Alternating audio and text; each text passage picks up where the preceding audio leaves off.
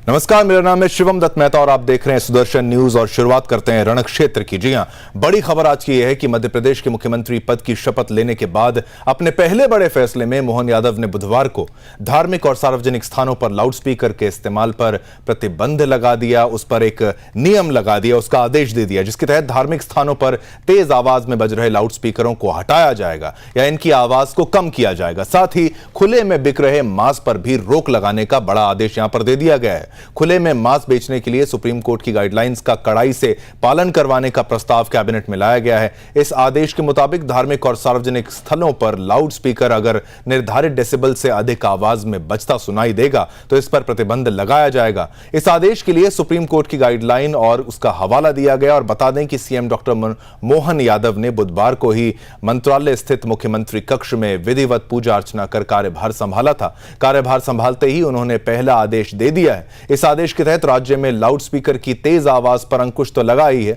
और शासन की ओर से जारी आदेश की प्रति भी सामने आई है। इसमें लिखा है कि सामने आया है कि विभिन्न धर्म स्थलों में निर्धारित डेसिबल का उल्लंघन करते हुए लाउडस्पीकर का प्रयोग किया जा रहा है। शोर से मनुष्य के काम करने की क्षमता, आराम और नींद में व्यवधान पड़ता है। शोर वाले वातावरण से हाई बीपी, बेचैनी, मानसिक तनाव, अनिद्रा जैसे प्रभाव शरीर में पाए जाते हैं। इससे कान के आंतरिक भाग में भी समस्या हो जाती है। आदेश में जुलाई 2005 के सुप्रीम कोर्ट के फैसले का भी हवाला दिया गया है, जिसमें रहने वाले लोगों के स्वास्थ्य पर ध्वनि प्रदूषण के गंभीर प्रभावों का हवाला देते हुए सार्वजनिक स्थलों पर रात 10 बजे से सुबह 6 बजे के बीच लाउडस्पीकर और म्यूजिक सिस्टम के उपयोग पर प्रतिबंध लगा दिया गया था। इस बीच कुछ आप बजा नहीं सकते लाउडस्पीकर के थ्रू, और सामान्य तौर पर लाउडस्पीकर कहीं भी इस्तेमाल किया जाए वहां के लोकल प्रशासन इसके लिए लिखित में मंजूरी लेना अनिवार्य है। धार्मिक स्थलों में भी इसकी प्रक्रिया के तहत अनुमति मिलती है, लेकिन प्रशासनिक अगर चाहे तो सामान्यतः जहां सुबह 6 से लेकर रात 10 बजे तक लाउडस्पीकर के इस्तेमाल की छूट है, वहीं धार्मिक स्थलों के लिए इसे और बढ़ाया जा सकता है। यानी अगर 10 बजे तक सामान्य तौर पर लाउडस्पीकर इस्तेमाल होते हैं तो वहीं धार्मिक स्थलों पर यह अवधि रात्रि 12 बजे तक बढ़ाई भी जा सकती है। हालांकि इसकी अनुमति साल में सिर्फ 15 दिनों के लिए ही मिल सकती है। नियमों के अंतर्गत देश में कुछ ऐसे स्थान चिन्हित किए गए हैं जहां लाउडस्पीकर के इस्तेमाल की सख्त मनाही है, जैसे कि साइलेंट जोन के अंतर्गत आने वाले क्षेत्रों के 100 मीटर के दायरे में लाउडस्पीकर का इस्तेमाल नहीं किया जा सकता। साइलेंट जोन में अस्पताल, कोर्ट और शैक्षणिक संस्थान इत्यादि शामिल हैं। यदि कोई यहां लाउडस्पीकर का इस्तेमाल करता है तो सजा भी पा सकता है। सरकारी नियम के मुताबिक लाउडस्पीकर बजाने के लिए एक निश्चित समय सीमा भी तय की गई है। उसी अवधि में आप लाउडस्पीकर का इस्तेमाल कर सकते हैं। लेकिन बड़ी खबर यह है कि आते ही एक बड़ा फैसला यहां पर मुख्यमंत्री ने ले लिया है। तो क्या ये आने वाले दौर पर और भी बड़े फैसले लिए जाएंगे? पहले स्पेशल रिपोर्ट देखिए, फिर इस चर्चा को शुरू करते हैं। मध्य प्रदेश के मुख्यमंत्री मोहन यादव ने धार्मिक और सार्वजनिक स्थान दिया गया है, जिसमें रहने वाले लोगों के स्वास्थ्य पर ध्वनि प्रदूषण के गंभीर प्रभावों का हवाला देते हुए सार्वजनिक स्थानों पर रात 10 बजे से सुबह 6 बजे के बीच लाउडस्पीकर और म्यूजिक सिस्टम के उपयोग पर प्रतिबंध लगा दिया गया है। Bureau report, Sudarshan news.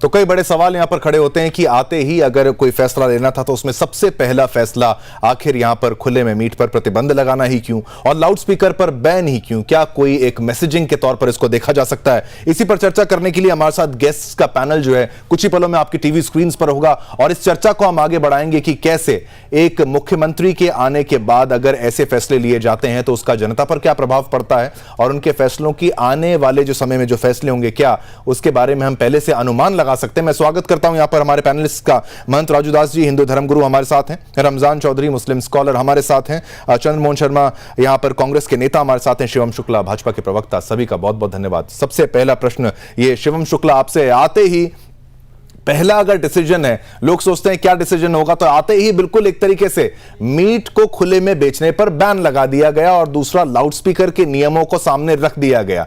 क्या ये अगले योगी के तौर पर हम इनको समझे? मध्य प्रदेश में भी क्या योगी मॉडल एक तरीके से चालू हो चुका है आपके हिसाब से? शिवम जी।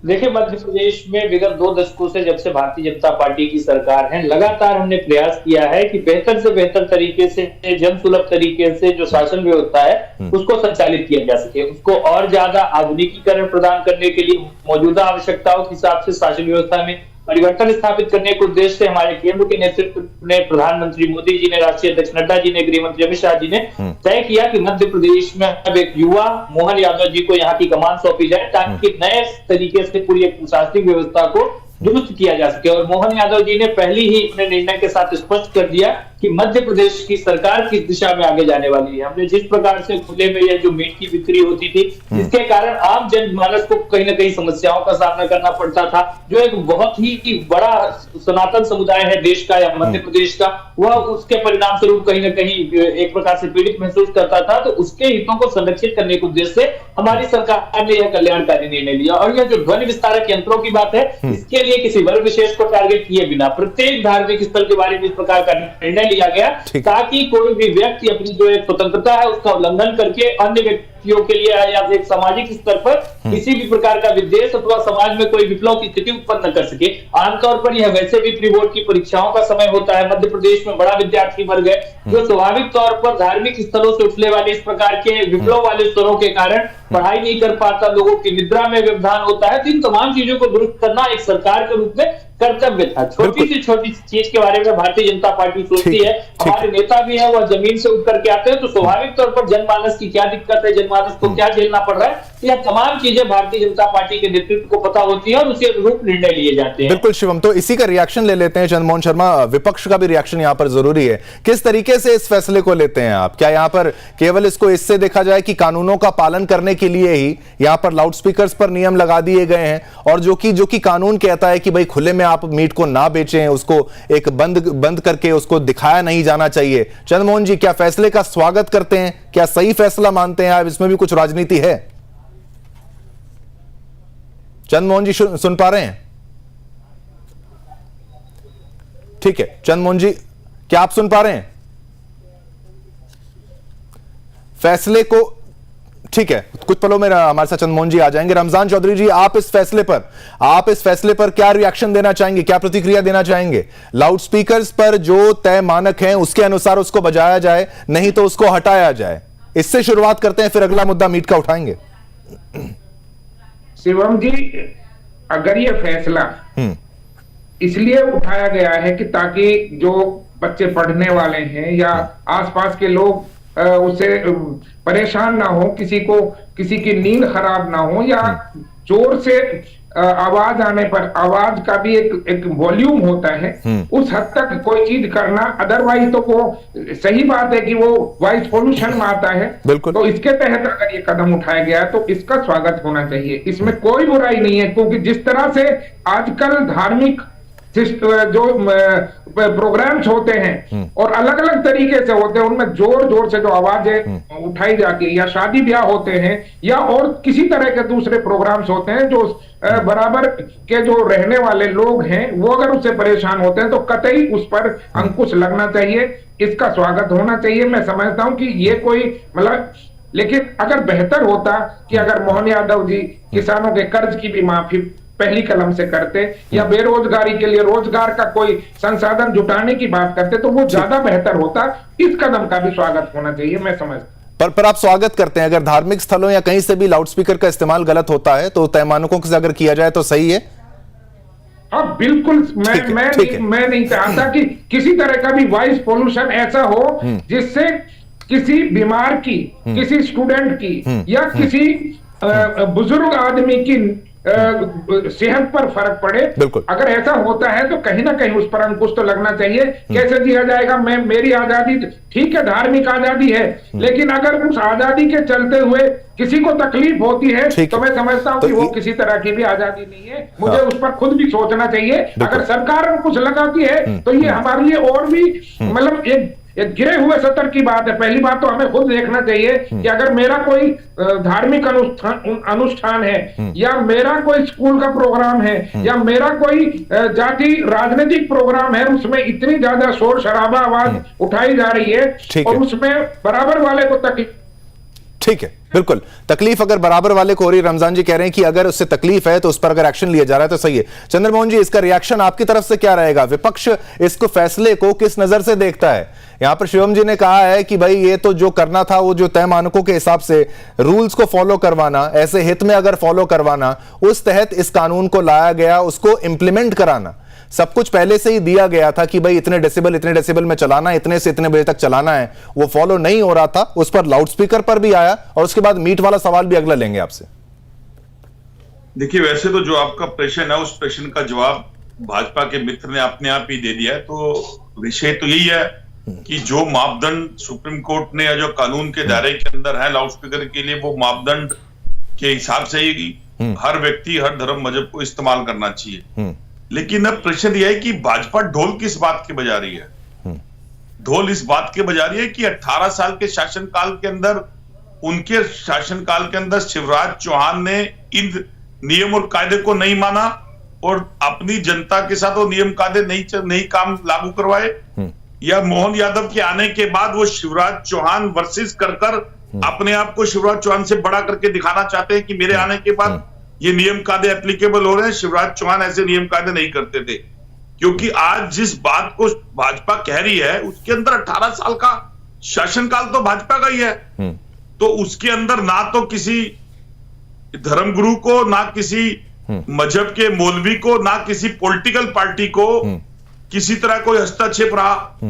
वो तो ढोल और नगाड़े खुद भाजपा के 18 साल के मुख्यमंत्री और उसकी टीम ने बजाए। बिल्कुल, और ठीक है, लेकिन फिर अब जो डमी मुख्यमंत्री बन के आए हैं, आप डमी मुख्यमंत्री क्यों कह रहे हैं? मुख्यमंत्री हैं वो, किसके इशारे पर इसको बड़ा कर रहे हैं? तो वो खुद ही बताएं। ठीक नहीं, डमी मुख्यमंत्री क्यों? चंद्रमोहन जी, फैसले लेने का तो उनको अधिकार है। आप ये प्रश्न जरूर कर सकते हैं कि ये फैसला पहले क्यों नहीं ले लिया गया, अब ऐसा फैसला क्यों आया? आप ये कह रहे हैं कि शिवराज सिंह चौहान ने ऐसा फैसला क्यों नहीं लिया, ये आपका प्रश्न वाजिब है, लेकिन वो डमी मुख्यमंत्री कहने की आवश्यकता क्या है? मैं इसलिए कह रहा हूं डमी मुख्यमंत्री कि अब 2024 का इलेक्शन जब आने पे आ रहा है तो इस कार्य प्रणाली के ऊपर ये नीति तो उजागर भाजपा की हो रही है, लेकिन कहीं ना कहीं कोई शीर्ष नेतृत्व किसी तरह से जो अब मुख्यमंत्री है उसको ये कह रहा है, वो उस इशारे पे काम कर रहा है। देखिए, तो सेंट्रल लीडरशिप, दो मुख्यमंत्री, मेरी बात पूरी होने दीजिए। आप बोलिए, पर सेंट्रल लीडरशिप का तो हक सभी को है।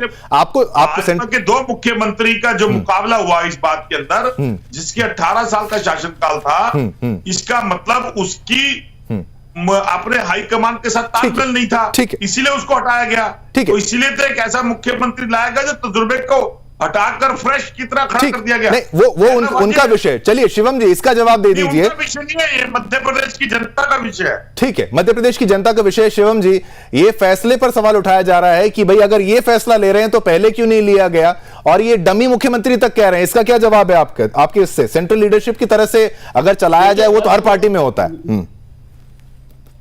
देखिए, 10 वर्षों तक मौनी बाबा को इस देश का प्रधानमंत्री बनाकर के रखने वाले लोग एक जमीन से उठे कार्यकर्ता, जिसने अपने सन 82 से संघर्ष शुरू किया था छात्र राजनीति से, और आज मध्य प्रदेश की कुर्सी पर पहुंचे हैं, उनके बारे में इस प्रकार की बातचीत करने का अधिकार कांग्रेस पार्टी को नहीं है। जनादेश प्रधानमंत्री मोदी जी को मिला, मध्य प्रदेश की भारतीय जनता पार्टी की विकासवाद और राष्ट्रवादी की राजनीति को मिला। 18 वर्षों में शिवराज जी ने मध्य प्रदेश को बहुत बेहतर स्थिति में ला करके खड़ा किया, बीमारों का तंगा हटाया। अब यहाँ से प्रदेश को आगे ले जाने की बात है। 2047 में हम विश्व के उत्कर्ष पर पहुंचना चाहते हैं, उसके लिए बेहद आवश्यक है कि एक नई सोच आए, जो पूरा सिस्टम है उसमें एक नवीनीकरण किया जाए। या तमाम चीजें हमारे जो मुख्यमंत्री हैं, यशस्वी मुख्यमंत्री मोहन यादव जी के द्वारा किया जाएगा, और स्वाभाविक तौर पर मध्य प्रदेश में जो विकास की अविरल गंगा डबल इंजन के सरकार उनके नेतृत्व में बह रही है, उसको आगे बढ़ाने का काम किया जाएगा।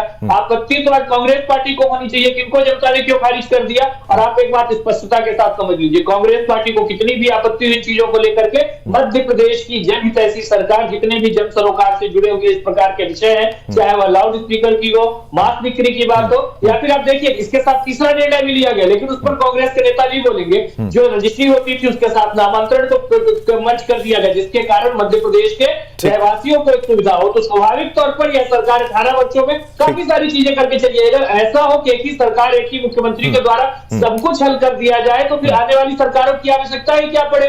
सरकार का रोल खत्म हो जाए। लेकिन स्वाभाविक तौर पर एक कानून व्यवस्था, शासन व्यवस्था में लगातार समयानुसार परिवर्तन की आवश्यकता होती है, समय की अपनी डिमांड होती है, उसको देखते हुए जो तत्कालीन शासक है वो निर्णय लेता है।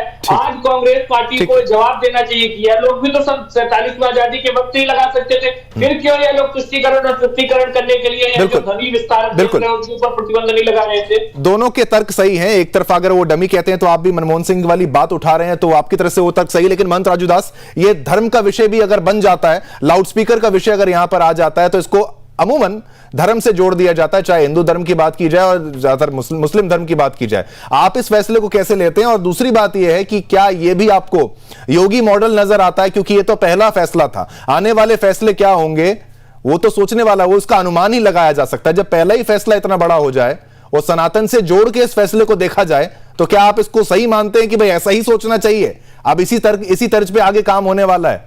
बुलडोजर मामा भी वहां बन गए थे, अब उसके बाद अब ये मुझे लग रहा है कि ये बिल्कुल योगी वाला फैशन में ही चलने वाला है। क्या कहेंगे मन जी? मन जी, हाँ। प्रकार से माननीय मुख्यमंत्री जी ने एक आदेश पारित सदन ने किया है, तो मुझको लगता है कि उस आदेश में मंदिर भी है और मस्जिद भी, बिल्कुल सभी धार्मिक जगह दिया है। कहीं उसमें ये नहीं दर्शाया है कि मंदिर का लाउड स्पीकर उतार दो, मस्जिद का लाउड स्पीकर उतार दो। उसमें उन्होंने दर्शाया है कि हर एक जो भी धार्मिक जगह है जहां आवाज तेज करके बजाया जाता है, उस आवाज से किसी को भी तकलीफ हो सकती है। कोई बीमार व्यक्ति हो उसको भी तकलीफ हो सकती है, जो पढ़ने वाले स्टूडेंट है उसको भी कुछ समस्याएं हो सकती है। इसके नाते मुझको लगता है कि यह कदम सराहनीय है। रही योगी मॉडल की बात, तो मैं तो कहता हूं कि पूरे देश में बिल्कुल योगी मॉडल लागू होना चाहिए। यही तो सवाल था, यही तो सवाल था। क्या ये इशारा कर रहा है कि योगी मॉडल पूरे देश में लागू होने वाला है? ऐसा कुछ आप भाप सकते हैं क्या? जी, पूरे देश में। मैं तो अपेक्षा करूंगा अन्य जो प्रदेश में अन्य पार्टी के मुख्यमंत्री हैं उनसे भी मैं निवेदन करूंगा। कांग्रेस के वरिष्ठ नेता चंद्रमोहन जी प्रवक्ता बैठे हुए हैं, उनसे अपील करूंगा कि योगी मॉडल में आप देखिए कि किसी भी प्रकार से किसी को कोई समस्या नहीं है।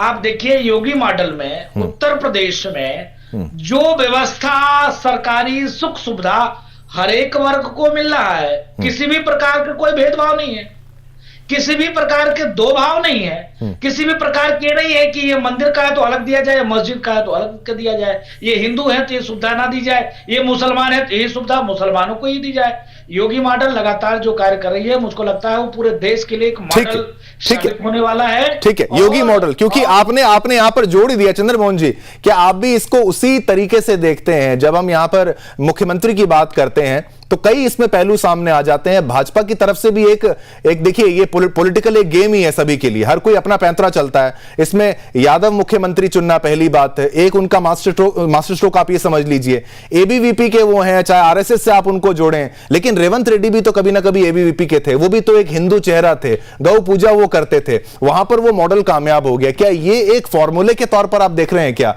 आप भी समझ रहे हैं कि लीडरशिप के लिए अगर हिंदू चेतना की, हिंदू धर्म की भलाई की बात की जाए या फिर जन कल्याण की बात की जाए और वहां कहीं ना कहीं हिंदू से जुड़ा कोई ना कोई मसला हो, तो वो फायदे में पार्टी को रखता है? आप क्या देखते हैं इसको? देखिए, हमारे बीच में महंत राजू दास जी बैठे हैं, ज्ञान के सागर है, और मैं उनकी एक बात से इत्तेफाक तो रखता हूं, लेकिन उसके अंदर मैं एक डर भी साबित करता हूं कि महाराज एक बात ध्यान रखिए कि आप योगी मॉडल कह के कहीं योगी जी का भी पत्ता ना साफ करवा दीजिएगा। आज भाजपा में अगर किसी का कद नहीं, कैसे इसमें पत्ता साफ करवाने वाली कौन सी बात आ गई? क्योंकि शिवराज चौहान जी का कद 18 साल के अंदर जिस कार्य प्रणाली के ऊपर भाजपा ने वोट मांगे, उसी शिवराज चौहान को दरकिनार कर दिया।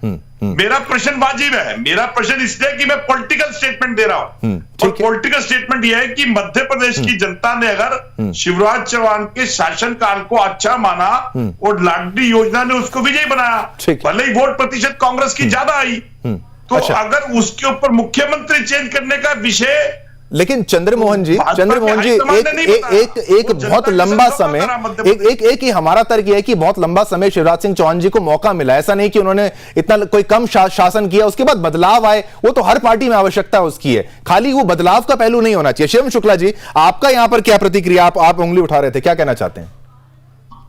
देखिए, सबसे महत्वपूर्ण बिंदु जो यह है कि अभी ये जो वोट प्रतिशत ज्यादा होने की बात कर रहे थे, कांग्रेस के प्रवक्ता को अध्ययन की आवश्यकता है। विधानसभा के चुनावों में इस बार Bharatiya Janata party record 48% vote लेकर के सत्ता में वापस आई है। हाँ। कांग्रेस का वोट प्रतिशत 42 है, तो वोट प्रतिशत में आप कहीं से ज्यादा नहीं है। इस बार भारतीय जनता पार्टी का जनादेश जो 2003 में था उससे भी ज्यादा वोट प्रतिशत के साथ आया है। और दूसरी सबसे महत्वपूर्ण बिंदु यह है कि शिवराज जी ने कोई ये राजनीति जो है, उनका जो कद था वह स्वयं से नहीं तैयार किया है। भारतीय जनता पार्टी परिवार में तमाम नेताओं को समय समय पर अवसर दिया जाता है, वो अपनी नेतृत्व क्षमता के बल पर समाज के लिए बेहतर से बेहतर योगदान दे सके। यहाँ पर हर व्यक्ति कार्यकर्ता भाव के साथ काम करता है। नेतृत्व पर चंद्रमोहन जी का बयान आपने अगर सुना है तो वो महंत राजू दास के भी सवाल यही था उनका कि आप योगी का नाम लेके पत्ता साफ करवाने वाला, उस पर क्या आप दोनों का रिएक्शन क्या है? हाँ, पॉलिटिकल स्टेटमेंट है तो पॉलिटिकल जवाब दीजिए।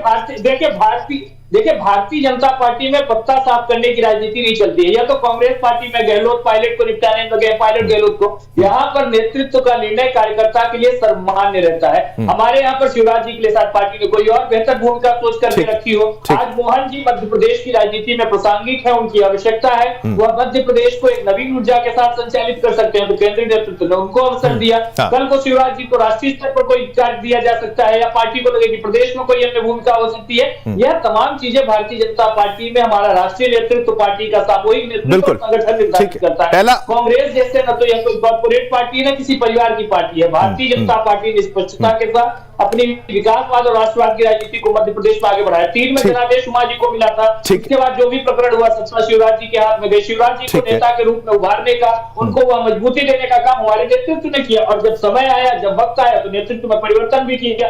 आप बताइए, 2003 में भी मध्य प्रदेश में कांग्रेस के नेता दिग्विजय सिंह और कमलनाथ थे। आज 2023 में भी इन्होंने नए नेताओं को भरने का अवसर ही नहीं दिया। इतने वर्ष विपक्ष में रहने बिल्कुल ठीक है, यही सवाल ले लेते हैं चंद्रमोहन शर्मा जी। ठीक है, आपका पॉइंट लिया हमने। चंद्रमोहन जी, क्या बदलाव के पक्ष में नहीं है? क्या बदलाव आना ही नहीं चाहिए? क्या अगली लीडरशिप को चांस नहीं मिलना चाहिए? आप पर आरोप यही लगते हैं, फिर आपको अगर भाजपा की तरफ से कहीं और तरफ से कह दिया जाए, परिवारवाद का आरोप आप पर लगा लिया जाए, तमाम आरोप लगा लिया जाए, तो फिर वो भी क्या सही है? क्या वो भी, उनका कहना भी सही हो जाएगा? फिर आप बदलाव चाहते हैं कि नहीं? ठीक है, आपने ये बोला कि शिवराज सिंह चौहान को दरकिनार क्यों किया गया, आपका पॉलिटिकली स्टेटमेंट सही है, लेकिन बदलाव के पक्षधर हैं कि नहीं आप? पहले ये, फिर महंत राजू दास से भी जवाब ले लिया जाए। मैं अभी जवाब देता हूं। देखिए शिवम जी, सबसे पहले विषय क्या है कि किसी के घर में ताका जागी तो वैसे नहीं करनी चाहिए, लेकिन क्या करें, पॉलिटिकल पार्टी के व्यक्ति है तो बात कहना स्वाभाविक भी है।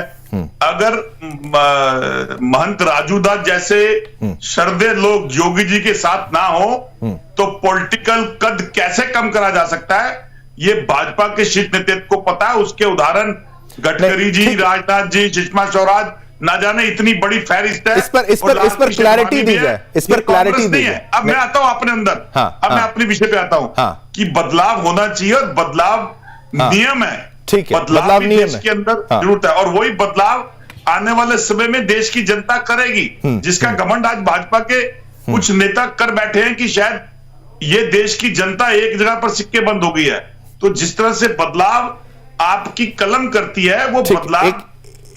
ठीक है, बिल्कुल। एक छोटा सा पहले ब्रेक ले लेते हैं, चर्चा को आगे बढ़ाते हैं। ये बहुत इंपॉर्टेंट चर्चा यहां पर चल रही है। छोटा सा ब्रेक लेंगे, पुनः वापस लौटेंगे, फिर बात करेंगे कि भाई क्या योगी की राह पर सच में या मोहन यादव चल रहे हैं क्या। ब्रेक के बाद आप सभी का स्वागत है। हमारे साथ पैनलिस्ट भी इस वक्त बने हुए हैं। तो योगी की राह पर क्या, मोदी के मोहन, ये हमारी चर्चा का विषय है, जिसके बारे में हम चर्चा कर भी रहे थे। और साथ ही साथ अब हम आता हूं महंत राजू दास, आप पर आता हूं, पर आप पर जो सवाल लगाया है, और आपने भी कहा कि योगी मॉडल पूरे देश में लागू होना चाहिए। तो योगी मॉडल में कानून व्यवस्था को काबू करने के लिए एक एनकाउंटर मॉडल भी था, एक बुलडोजर मॉडल भी था, जिसका नाम सामने आता है। क्या आपको लगता है मध्य प्रदेश में भी कुछ वैसा होना चाहता है, वैसे कुछ होने वाला है? आप उसको भी मानते हैं अपराधियों के साथ अगर ऐसा होगा? क्योंकि विपक्ष फिर मैं निवेदन पूर्वक कहना चाहूंगा, जैसे भी माननीय चंद्रमोहन शर्मा जी ने कहा कि कहीं आप योगी मॉडल साबित करके योगी जी का पता तो नहीं करवा देंगे। इसका जवाब तो बनता है। भारतीय जनता पार्टी, मुझको लगता है कि भारतीय जनता पार्टी में जिसको मौका मिलेगा वही काम करेगा, नहीं मिलेगा तो कोई जरूरी नहीं झगड़ना लड़ना। और योगी जी संत हैं, साधु हैं, उनके लिए क्या दिक्कत है? आज यहाँ काम कराइए, कल वहां काम कराइए।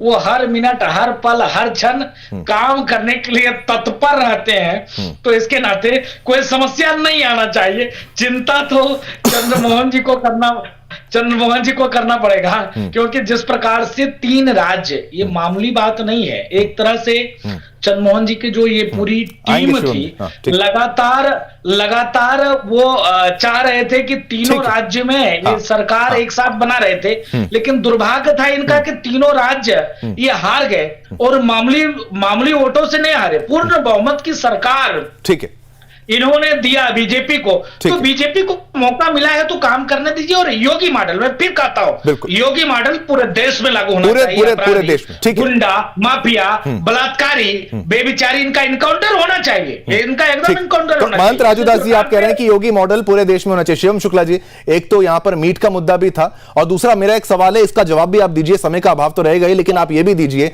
एक तो जो मीट की दुकानों पर जो एक्शन है, कुछ लोग ये भी प्रतिक्रिया दे रहे हैं, क्या भाई पूरे देश में नॉनवेज पर बैन की ओर अग्रसर तो नहीं हो रहे हम? कुछ ऐसा तो कुछ नहीं है कि मीटों को, यहां पर मीट को ढकना, दुकान को कवर करना, मंदिरों से दूर करना, कुछ फैसले बिल्कुल सही है, सब्जी की दुकान के पास ना होना, ये तो गाइडलाइंस हैं। क्या इससे बढ़कर भी कुछ सामने आ रहा है? और फिर योगी वाली बात तो आप इसका जवाब दीजिएगा ही, फिर रमजान जी पर आएंगे।